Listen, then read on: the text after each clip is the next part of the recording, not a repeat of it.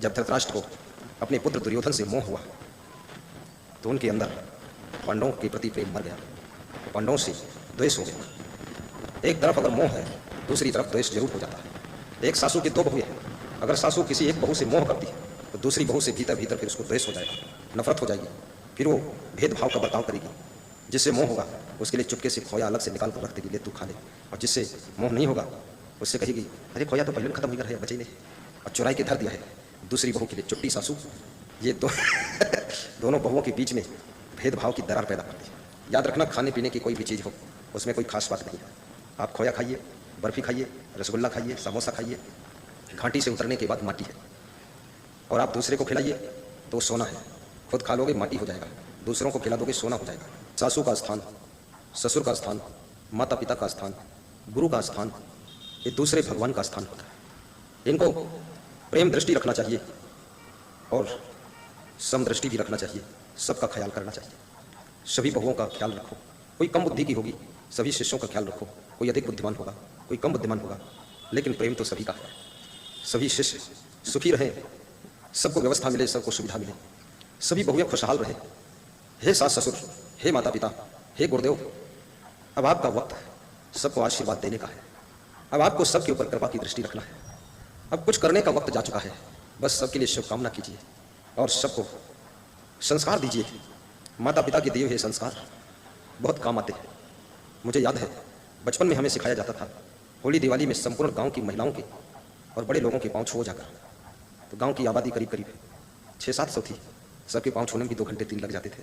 सूर्यास्त से हम शुरू करते थे और 9 बजे रात तक छुट्टी पा जाते थे और सब अपना अपना आशीर्वाद देते थे, जो जैसा जिसके पास ज्ञान था। वो संस्कार इस साधु लाइन में भी काम किया। जब मैं साधु बना, आश्रम में सभी संतों के पाँव छूता था, चाहे वो कम बुद्धि का हो, चाहे ज़्यादा बुद्धि का हो, चाहे बड़ा प्रबंधक हो, चाहे ऐसे हो, हम सबके पाँव सुबह शाम छू लेते थे। सभी संत आशीर्वाद देते थे। अब करीब करीब उन सभी संतों का शरीर शांत हो गया, सबने आशीर्वाद दिया। मैं स्नान कर रहा था, एक पुराने संत ने मेरा कपड़ा खींचा, बोले मैं धो दूँ। तो हमने कहा नहीं, आप नहीं धो सकते। बोले एक दिन तुम महान पुरुष बनोगे। हमने कहा कोई बात नहीं। बोले एक दिन तुम मेरे गुरु भी बन जाओगे। हमने कहा कोई बात नहीं, पर कपड़ा तुमको नहीं धोने दूंगा। बोले क्यों? हमने कहा मेरा कपड़ा धोगे, दूसरे संतों के मन में होगा कि देखो सबसे कपड़ा धोओ थे, भाई कल लेने आए हैं, बड़े गुरु बन लेंगे, तो भेदभाव होगा। इसलिए हम खुद नौजवान हैं, हम तो 5 मिनट में कपड़ा धो देते हैं, हमारा हर काम फास्ट है। तो बोले बड़ी समझ रखते हैं। हमने कहा समझ बिना तो गड़बड़ हो जाएगा, क्योंकि जहाँ 10 लोग बैठे हों वहाँ आप अकेले मलाई खाएं और सबको केवल छाछ दे दिया जाए तो उनकी इतनी नज़र लग जाएगी कि तुम बीमारी हो जाओगे। इसलिए मलाई बांट दो या तो मलाई हटा दो, नहीं तो तुम्हारी पुरानी मलाई निकाल दे लोग। समता रखनी पड़ती है। विजयादशमी का पर्व है। दशमी माने 10 होता है, विजया माने विजय होता है। 10 इंद्रियों के ऊपर जो विजय प्राप्त कर लेता है वही व्यक्ति, समझ लो, रावण को जीत लिया है। वही व्यक्ति राम का रूप है। रावण के 10 शीश का मतलब होता है 10 इंद्रियां ही 10 शीश के समान है। रावण को जीतने का अर्थ है 10 इंद्रियों को जीतना। ये मन रूपी रावण है और 10 इंद्रियां ही इसके 10 शीश है और अभिमान ही इसका परिवार है। इस रावण का वध राम बनकर ही कर सकते हो। बहुत से लंका के योद्धाओं का वध रीछ भालू बानरों ने भी किया था, लेकिन राम ने कुंभकर्ण और रावण का वध किया था। 2 का वध उन्होंने किया था। कुंभकर्ण कौन है? तुम्हारे भीतर का छिपा हुआ आलस्य ही कुंभकर्ण है। आपको अधिक नींद लेने की आदत ही कुंभकर्ण है। बहुत भोजन खाने की आदत भी कुंभकर्ण है। कि कुंभकर्ण और कोई नहीं है। यदि ठोस ठोस कर खाते हो तो समझो तुम्हारे भीतर कुंभकर्ण की सत्ता विद्यमान है। यदि बहुत सोते हो तो तुम कुंभकर्ण हो। यदि तुम आलसी हो, पड़े रहते हो ढेर ढेर, तो तुम कुंभकर्ण हो। यदि भैंसा, मुर्गा, गाय, बकरा सब खाते हो तुम कुंभकर्ण हो। खूब दारू पीते हो तुम रावण कुंभकर्ण हो।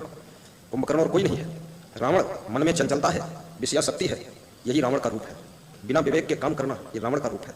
किसी के बहकावे में आकर के बहुत गलत कदम उठा देना ये रावण का रूप है। शूर्पणखा ने कह दिया, रावण ने मान लिया, राम से युद्ध ठान लिया और सब मौत के घाट उतर गए। ये रावण का रूप है। मूर्खता, अज्ञानता, अभिमान, विवेक न करना। बहन से पूछना चाहिए था रावण को, शूर्पणखा तू वहाँ गई क्यों? तेरा घर, तेरा मायका यहाँ लंका में है। यहाँ से तोड़कर समुद्र पार करके इंडिया में जाकर और नासिक में जाकर नाक कटाया है, आखिर वहाँ गई क्यों तू?